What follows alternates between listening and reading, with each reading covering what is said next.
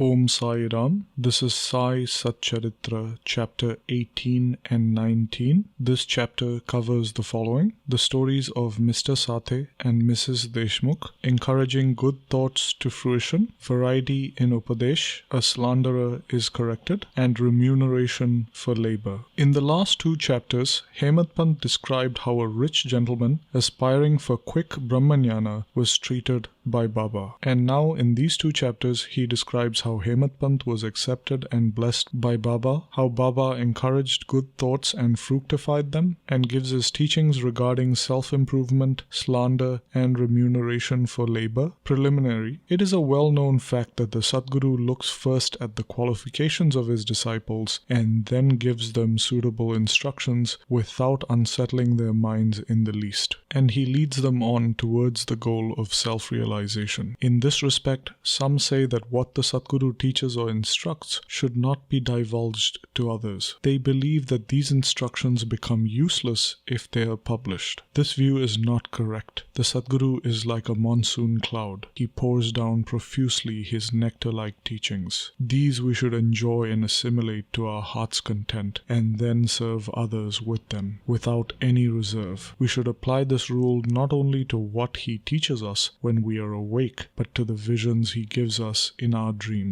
To quote an instance, Budhakowshik Rishi composed his celebrated Ram-raksha stotra based on what he had seen in his dreams. Like a loving mother forcing bitter but wholesome medicines down the throats of her children for the sake of their health, Sai Baba imparted spiritual instructions to his devotees. His method was not veiled or secret, but quite open. Devotees who followed his instructions attained their objective. Sadgurus like Sai Baba broaden our intellect and show us the divine beauty of the self, and fulfill our tender longings of devotion. When this is done, our desire for sense objects vanishes. The twin fruits of viveka, discrimination, and vairagya, dispassion or non-attachment, are attained, and knowledge sprouts up even in our sleep. We get all this when we come in contact with saints, that is, Sadgurus, serve them, and secure their love. The Lord who fulfills the desires of his devotees comes to our aid, gets rid of our troubles and sufferings, and makes us happy. This progress or development is entirely due to the help of the Sadguru, who is regarded as the Lord himself. Therefore, we should always be eager to meet the Sadguru, hear his stories, fall at his feet, and serve him. Now we come to our main story. How Hemadpant was accepted and blessed. Mr. Sathe's story. There was a gentleman named Mr. Sathe who had attained some publicity many years ago during the Crawford regime. Lord Ray, the governor of Bombay at the time, quashed Mr. Sathe's popularity, and Mr. Sathe suffered severe losses in his trade. Other adverse circumstances also gave him a lot of trouble and made him sad and dejected. Restless, he thought of leaving home and going to a distant place. Man does not generally think of God, but when difficulties and calamities overtake him, he turns to God and prays for relief. If his evil actions have come to an end, God arranges his meeting with a saint, who gives him proper directions regarding his welfare. Mr. Sathe had a similar experience. His friends advised him to go to Shirdi, where so many people were flocking to receive Sai Baba's darshan, which helped them attain peace of mind and the satisfaction of their wants. He liked the idea and at once came to Shirdi in 1917. Upon seeing Baba's form, which was like eternal Brahma, self-luminous, spotless and pure, his mind lost its restlessness and became calm and composed. He thought that it was the accumulation of merits in his former births that had brought him to Baba's holy feet. He was a man of strong will. He at once began to study the Guru Charitra. When the reading was finished in 7 days, Baba gave him a vision one night. It was to this effect. Baba, with the Guru Charitra in his hand, was explaining its contents to Mr. Sathe, who was sitting in front of Baba and listening carefully. When he woke up, he remembered the dream and felt very happy. He thought thought that it was extremely kind of Baba to awaken souls like his that were snoring away in ignorance and make them taste the nectar of the Guru Charitra. The next day he informed Kaka Sahib Dikshit of this vision and requested him to consult Sai Baba regarding its meaning or significance, and whether 1 week's reading was sufficient or whether he should begin again. Kaka Sahib Dikshit, when he got a suitable opportunity, asked Baba, Deva, what did you suggest to Mr. Sathe by this vision? Should he stop or continue the Saptaha? He is a simple devotee. His desires should be fulfilled and the vision explained to him. He should be blessed. Then Baba replied, he should read 1 more Saptaha of the book. If the work is studied carefully, the devotee will become pure and will be benefited. The Lord will be pleased and will rescue him from the bondage of mundane existence. At this time, Hemadpant was present there. He was shampooing Baba's legs. When he heard Baba's words, he thought to himself, what? Mr. Sathe read for just a week and got a reward? And I have been reading it for 40 years with no result. His 7-day stay here becomes fruitful, while my 7-year stay, that is from 1910 to 1917, is worth nothing.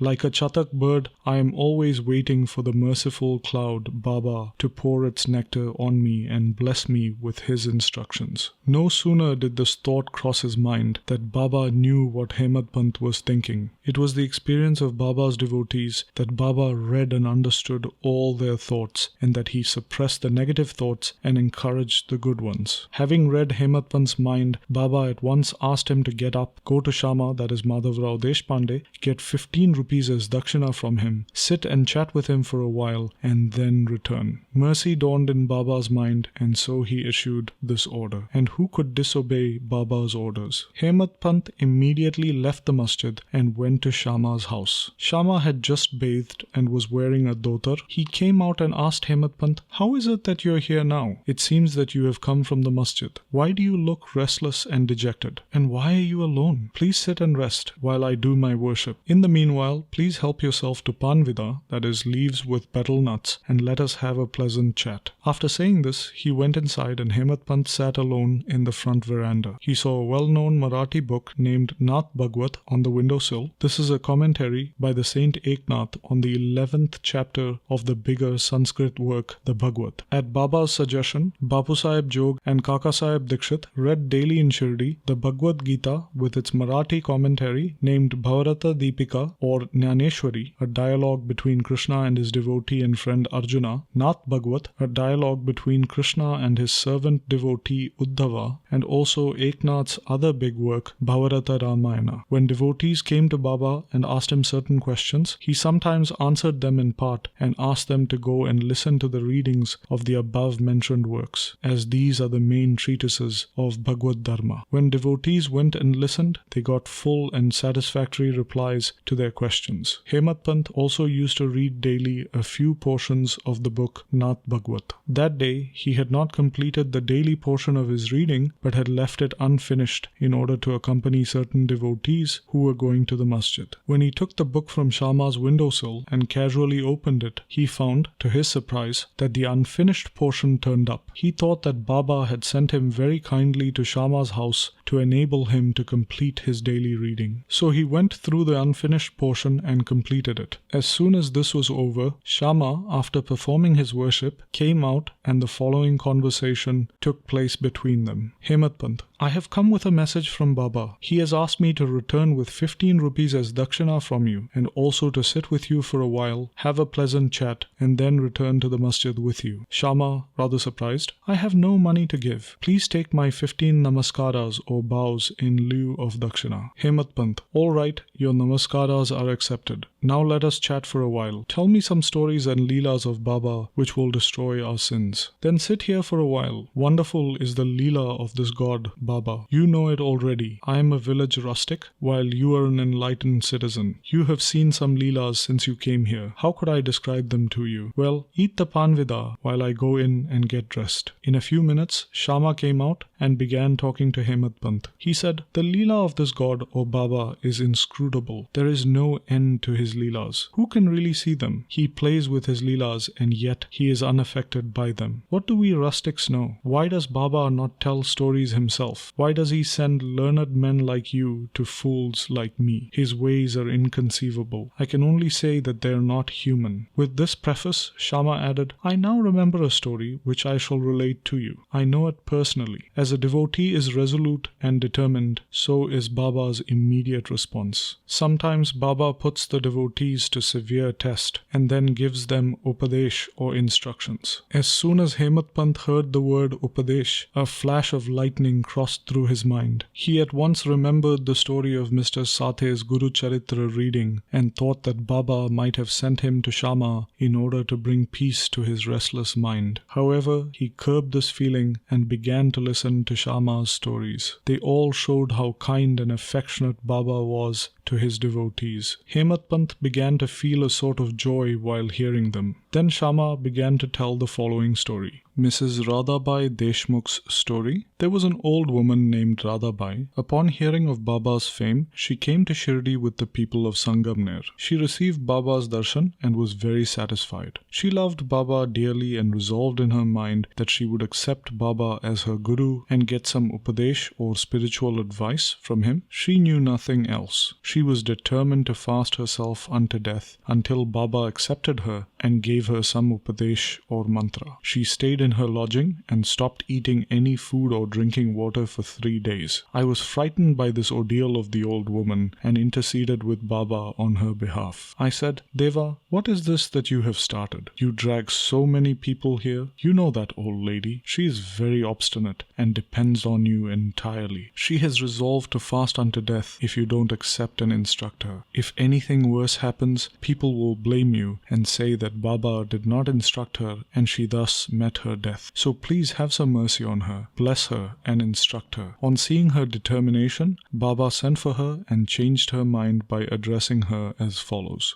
"O mother, why are you subjecting yourself to unnecessary tortures and hastening your death? You are really my mother and I am your child. Take pity on me and hear me through. I shall tell you my own story, which if you listen to it carefully will do you good. I had a guru. He was a great saint and was very merciful. I served him for very long and yet he still would not blow any mantra into my ears. I had a keen desire never to leave him but to stay with him and serve him and at all costs receive some instructions from him. But he had his own way. He first got my head shaved and asked me for 2 paise as dakshina. I gave the same at once. Since my guru was perfect, why should he ask for money and how should he then be called desireless? I replied that he never cared for coins. What had he to do with them? His 2 paise were firm faith and patience or perseverance. I gave these 2 paise or things to him and he was pleased. I resorted to my guru for 12 years. He raised me. There was no dearth of food and clothing. He was full of love and was love incarnate. How can I describe it? He loved me the most.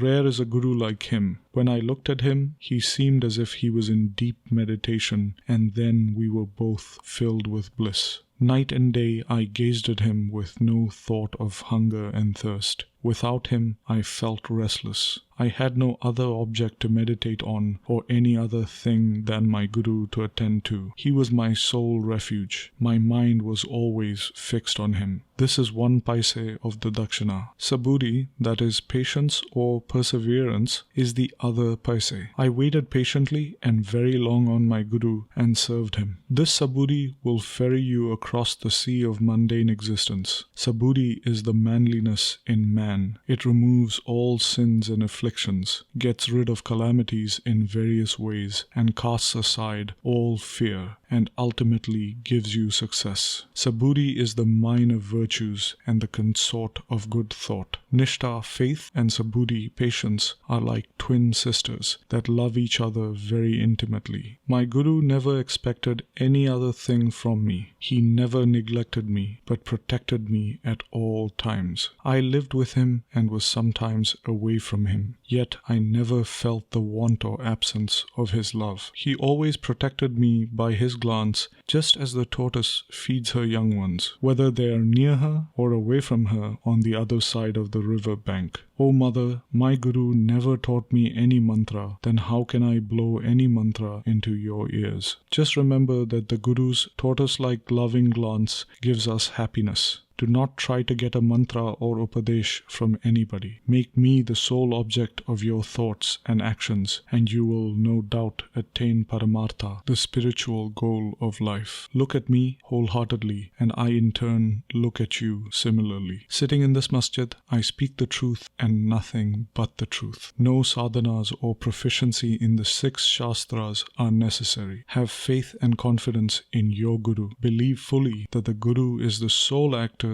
or doer. Blessed is he who knows the greatness of his Guru and thinks him to be Hari, Hara and Brahma, or Trimurti incarnate. Instructed in this way, the old lady was convinced. She bowed to Baba and gave up her fast. Hearing the story carefully and attentively and noting its significance and appropriateness, Hemadpant was moved from top to toe. He was overflowing with joy, his throat was choked, and he was unable to say a single word. Shama, on seeing him in this condition, asked him, "What is the matter with you? Why are you silent? How many Leelas of Baba do you want me to describe?" Just at that time, the bell in the masjid began to ring, announcing that the noon worship and Aarti ceremony had begun. Therefore, Shama and Hemadpant hurried to the masjid. Bapu Sahib Jog had just started the worship. Women were standing inside the masjid, men were standing below in the open courtyard, and they were all singing the Aarti loudly in chorus to the accompaniment of drums. Shama walked up, pulling Hemadpant with him. He sat to the right and Hemadpant in front of Baba. On seeing them, Baba asked Hemadpant to give the dakshina brought from Shama. He replied that Shama gave namaskaras in lieu of rupees and that he was there in person. Baba said, "All right, now let me know whether you both had a chat, and if so, tell me all that you talked about." Not minding the sounds of the bells, the drums and the singing, Hemadpant was eager to tell Baba what they talked about and started to narrate it. Baba also appeared anxious to hear about it, and so he leaned forward to listen. Hemadpant said everything that they talked about was very pleasant and that the story of the old lady was especially wonderful. He said that on hearing it, he thought that Baba's Leelas were inexplicable and that under the guise of that story, he had in fact received a blessing. Baba then said, "Wonderful is that story. How were you blessed? I would like to know everything in detail from you, so tell me about it." Then Hemadpant related in full the story which he had heard a little while before and which had made a lasting impression on his mind. Hearing this, Baba was very pleased and asked him, "Did the story strike you and did you catch its significance?" He replied, "Yes, Baba, the restlessness of my mind has vanished and I have got true peace and rest and come to know the true path." Then Baba spoke as follows, "My method is quite unique. Remember well this one story and it will be very useful. To get the knowledge or realization of the self, dhyana or meditation is necessary. If you practice it continuously, the vrittis or thoughts will be pacified. Then, being quite desireless, you should meditate on the Lord, who is in all creatures, and when the mind is concentrated, that goal will be achieved. Meditate always on my formless nature, which is knowledge incarnate, consciousness, and bliss. If you cannot do this, meditate on my form from top to toe, as you see here. As you go on doing this, your vrittis will concentrate on one point, and the distinction between the dhyata, meditator, dhyana, act of meditation, and dhyaya, the object meditated upon, will be lost, and the meditator will be one with the consciousness and will be merged in the Brahman. The mother tortoise is on one bank of the river, and her young ones are on the other side. She gives neither milk nor warmth to them. Her mere glance gives them nutrition. The young ones do nothing but remember, that is, meditate upon their mother. The tortoise's glance is to the young ones a downpour of nectar, their only source of sustenance and happiness. Similar is the relationship between the Guru and his disciples. As Baba finished saying these last words, the chorus of the Aarti stopped and everyone shouted out loudly in one voice, "Victory to our Sadguru Sai Maharaj, who is existence, knowledge and bliss." Dear readers, let us imagine that we are at this time standing among the crowd in the masjid, and let us join them in this Jai Jaikar. After the Aarti ceremony was over, prasad was distributed. Bapu Sahib Jog advanced as usual and after bowing to Baba, gave into his hand a handful of sugar candy. Baba gave this entire quantity to Hemadpant and said to him, "If you take this story to heart and remember it well, your state will be as sweet as the sugar candy. All your desires will be fulfilled and you will be happy." Hemadpant bowed before Baba and implored, "Do favor me like this. Bless and protect me always." Baba replied, "Hear the story, meditate on it, and assimilate its spirit. Then you will always remember and meditate on the Lord, who will manifest himself to you." Dear readers, Hemadpant got the prasad of sugar candy then, and now we get the prasad of this sugar candy, that is, this story. Let us drink it to our heart's content, meditate on it, assimilate it, and be strong and happy by Baba's grace. Towards the end of the 19th chapter, Hemadpant has dealt with some other matters which are given below. Baba's advice regarding our behavior. The following words that Baba said are general and invaluable. If they are remembered and acted upon, they will always do you good. Unless there is some relationship or connection, nobody goes anywhere. If any men or creatures come to you, do not discourteously drive them away, but receive them well and treat them with due respect. God will certainly be pleased if you give water to the thirsty, bread to the hungry, clothes to the naked, and give strangers a place to rest. If anybody wants any money from you and you are not inclined to give, do not give, but do not bark at them like a dog. Let anybody speak hundreds of things against you. Do not resent by giving them any bitter reply. If you always tolerate such things, you will certainly be happy. Let the world go topsy-turvy. You remain where you are, standing or staying in your place. Watch calmly the show of all things passing before you. Demolish the wall of difference that separates you from me, and then the road for our meeting will be clear and open. The sense of differentiation, as I and thou, is the barrier that keeps the disciple away from his guru, and unless that is destroyed, the state of union or atonement is not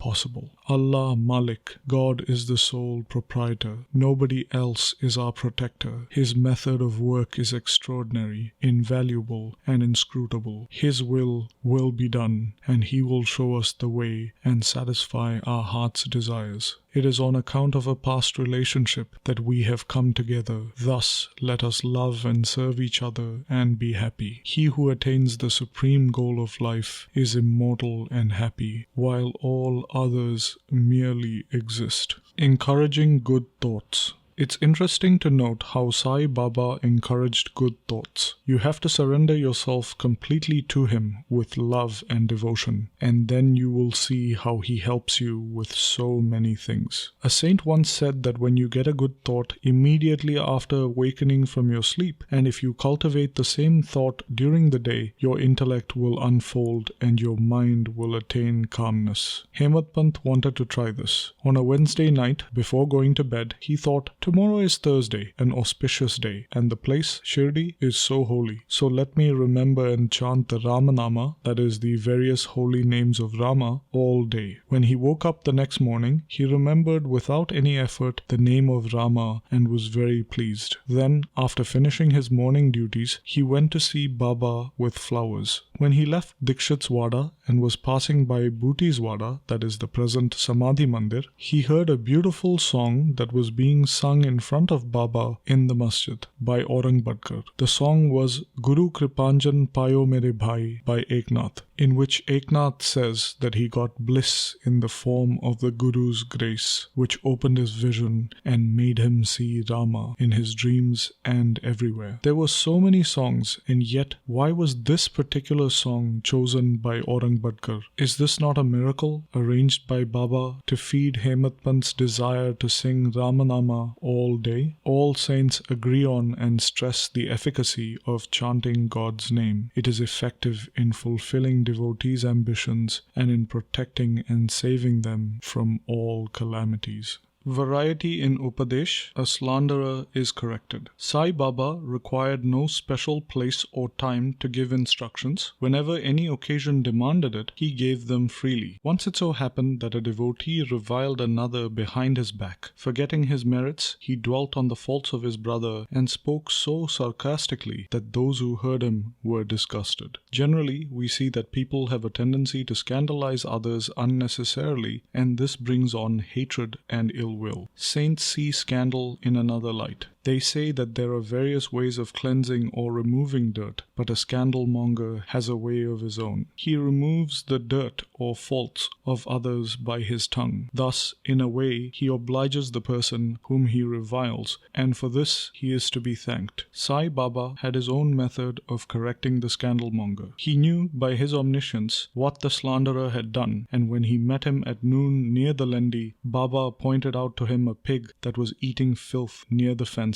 and said to him, "Behold how with relish it is gorging dung. Your conduct is similar. You go on reviling your own brethren to your heart's content. After performing many deeds of merit, you are born a man, and if you act like this, will Shirdi help you in any way?" Needless to say, the devotee took the lesson to heart. In this way, Baba gave instructions whenever necessary. If these are born in our minds and acted upon, our spiritual goal of self-realization is not far off. There is a proverb which says, "If my Lord exists, he will feed me on my cot." This proverb is only true with respect to food and clothing. If anyone trusts in this and sits idly and does nothing in spiritual matters, he will be ruined. One has to exert himself to the utmost in order to attain self-realization. The more he endeavors, the better for him. Baba said that he was omnipresent and was not limited. To resolve the misunderstanding of those who thought that Baba was only his body, he incarnated himself in this form. And if any devotee meditated on him day and night with complete self-surrender, he experienced union with him. He who wants to get rid of the cycle of births and deaths should lead a righteous life with his mind calm and composed. He should always engage himself in good actions, should do his duties, and surrender himself, heart and soul, to Baba. He need not then be afraid of anything. He who trusts Baba wholeheartedly, hears and expounds his leelas, and does not think of anything else,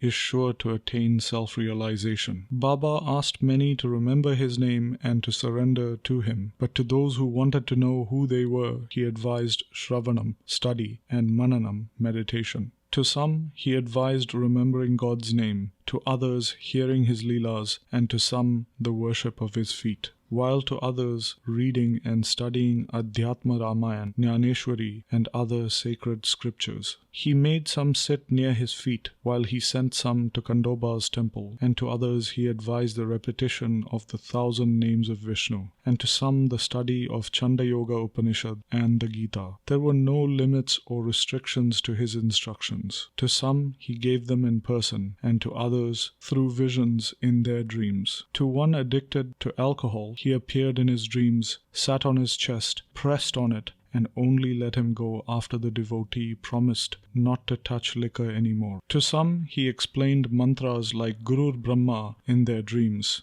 To other devotees who were practicing Hatha Yoga, he sent word that they should stop Hatha Yoga practices, sit quietly, and wait. That is, have saburi. It is impossible to describe all his ways and methods. In ordinary worldly dealings, he set examples by his actions, one of which is given below. Remuneration for labor. One day at noon, Baba walked up to Radha Krishna Mai's house and said, "Bring me a ladder." A few men brought one and leaned it against a wall, as directed by Baba. He climbed up on the roof of Vaman Gonkar's house, walked over the roof of Radha Krishna Mai's house, and then climbed off from the other side. No one knew why Baba did this. Radha Krishna Mai was, at that time, suffering from malaria. It may have been to drive off that fever that he climbed on the roof. Immediately after getting off the ladder, Baba paid 2 rupees each to the persons who brought the ladder. Somebody asked Baba why he paid so much for this. He replied that nobody should take the labor of others in vain. The worker should be paid his dues promptly and liberally. Bow to Shri Sai, peace be to all. And this brings us to the end of Sai Satcharitra chapter 18 and 19.